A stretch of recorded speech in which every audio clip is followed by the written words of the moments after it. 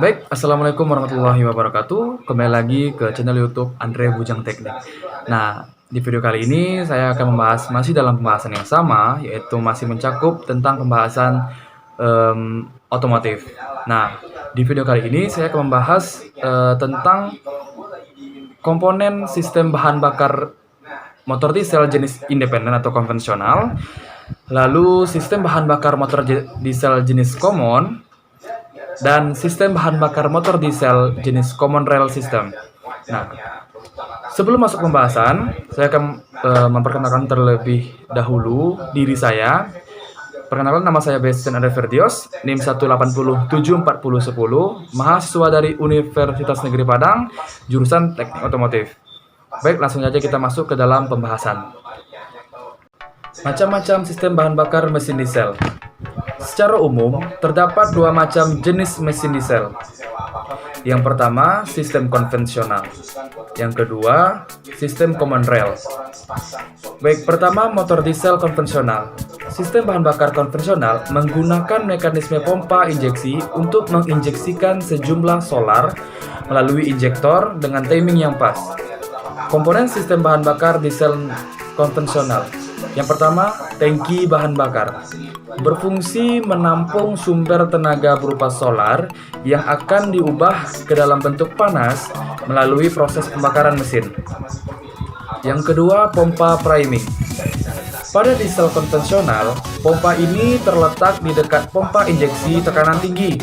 Pompa ini memiliki dua fungsi, yaitu menyalurkan solar dari tangki ke pompa injeksi dan melakukan proses blending.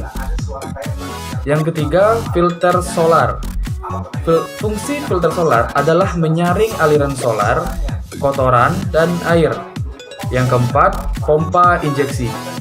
Merupakan seperangkat pompa yang berfungsi menekan sejumlah solar ke dalam injektor dengan tekanan yang tinggi yang sesuai dengan timing mesin.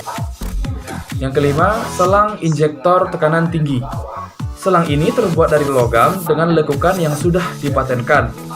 Fungsinya untuk mengalirkan solar bertekanan tinggi dari pompa injeksi ke dalam injektor. Yang keenam, injektor merupakan aktuator ujung sistem bahan bakar dengan fungsi untuk mengaburkan solar bertekanan ke dalam ruang pembakaran. Yang ketujuh, return fill.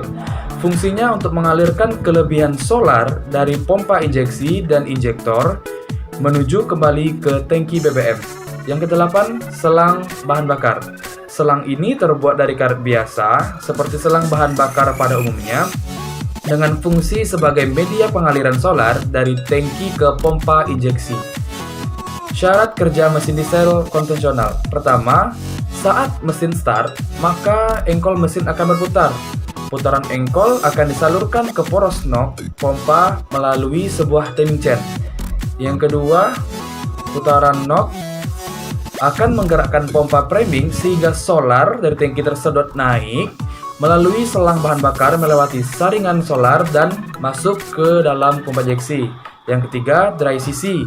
Poros nok pompa injeksi juga akan mendorong plunyer secara tiba-tiba sehingga bahan bakar yang masuk ke pompa injeksi akan tertekan oleh plunyer melewati delivery valve masuk ke dalam selang injektor.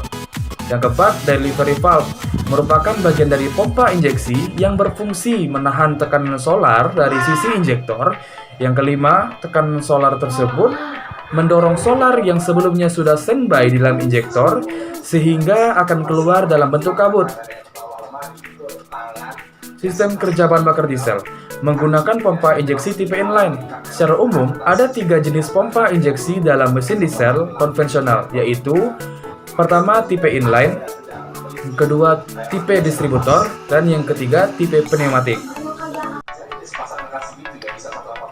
Common rail atau injeksi rel bersama adalah salah satu sistem metode injeksi bahan bakar ke dalam ruang bakar dengan sistem penghasil tekanan ditempatkan terpisah dari injektor.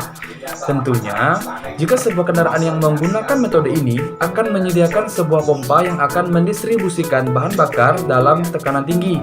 Tekanan dibutuhkan kurang lebih dari 1.600 sampai 2.000 bar. Tentunya lebih tinggi dibandingkan dengan model mesin diesel konvensional yang hanya membutuhkan tekanan kisaran 176 sampai 225 bar. Jika sebuah mesin diesel menggunakan metode common rail ini, tentunya bahan bakar akan lebih irit. Hal ini dapat dilihat dari bus Hino RN285 generasi terbaru. Sebagai pengontrol semprotan bahan bakar ke ruang bakar, maka dikendalikan dengan ECU.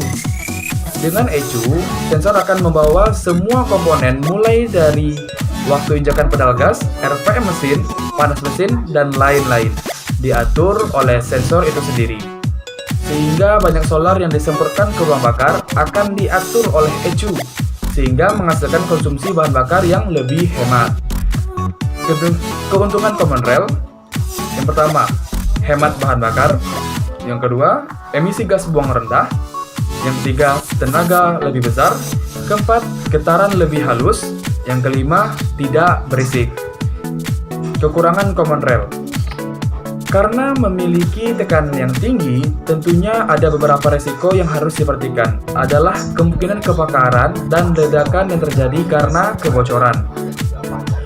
Komponen common rail: yang pertama, akselerator pedal position sensor yang berfungsi untuk mendeteksi sudut pembukaan pedal gas. Yang kedua, air flow meter, yaitu pengukur aliran udara. Yang ketiga, intake air temperature sensor, berfungsi memonitoring suhu udara masuk. Yang keempat, turbo pressure sensor, berfungsi memonitoring tekanan turbo. Yang kelima, water temperature sensor, berfungsi memonitoring suhu air. Yang keenam, crankshaft position sensor, berfungsi mendeteksi sudut putaran crankshaft. Yang ketujuh, crankshaft position sensor, berfungsi untuk mengidentifikasi silinder yang berada pada titik mati atas. Yang kedelapan, full pressure sensor, yang berfungsi untuk mendeteksi tekanan bahan bakar dalam rail. Yang sembilan, suction control valve, berfungsi untuk mengkontrol jumlah bahan bakar yang akan masuk ke supply pump. Ke-10, electronic driver unit, berfungsi meneruskan sinyal injeksi ke ECU. Ke-11, injektor, yang berfungsi menyemprotkan bahan bakar sesuai dengan sinyal yang diterima. Cara kerja common rail: yang pertama, solar dari tangki didistribusikan oleh pompa yang masih dalam tekanan rendah. Yang kedua, sebelumnya solar melalui filter bahan bakar. Yang ketiga, setelah pompa terdapat sensor temperatur bahan bakar yang terhubung ke ECU. Yang keempat, selanjutnya terdapat katup regulasi tekanan. Yang kelima, tekanan masuk ke pompa yang akan didistribusikan bahan bakar dalam tekanan tinggi, yaitu 1600 bar. Selanjutnya, bahan bakar akan masuk ke semua injektor. Yang ketujuh, dalam injektor terdapat sensor yang terhubung ke ECU, dan dari ECU tersebut, maka penyemprotan dapat dikontrol. Yang kedelapan, selain itu terdapat pembatas tekanan yang terhubung dengan ECU. Yang kesembilan, ECU bekerja memonitor, memproses, dan mengkontrol setiap tindakan baik kecepatan mesin, akselerasi pedal, tekanan radiator, dan sensor temperatur. Baik, mungkin hanya itu yang dapat saya sampaikan. Semoga bermanfaat. Lebih dan kurang saya mohon maaf. Wassalamualaikum warahmatullahi wabarakatuh.